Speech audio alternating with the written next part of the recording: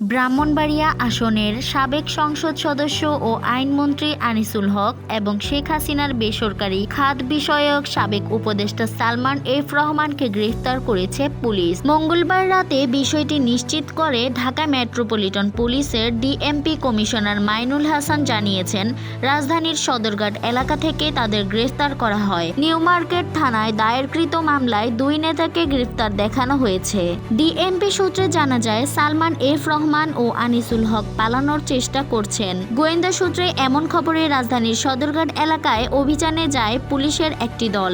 সেখান থেকে তাদের গ্রেফতার করা হয়। নিরাপদ রোড মনে করে আওয়ামী লীগের হেভিওয়েট এই দুই নেতা নৌপথে পালানোর চেষ্টা করেছিলেন বলে গোয়েন্দা কর্মকর্তারা মনে করছেন। কোটা সংস্কার আন্দোলন ঘিরে ছাত্র জনতার অভ্যুত্থানের মুখে গত 5ই আগস্ট পদত্যাগ করে দেশ ছাড়েন শেখ হাসিনা।